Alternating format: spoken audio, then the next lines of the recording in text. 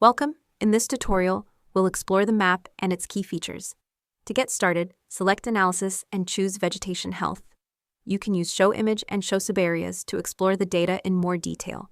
Next, view the Indicators and Trends panels for additional insights and historical information.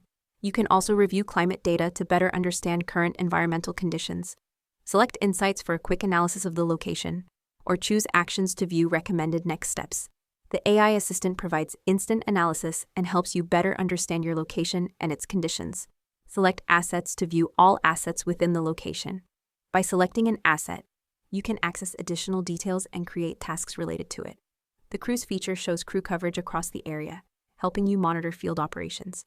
Use alerts to gain real-time awareness of important events and changes within the location.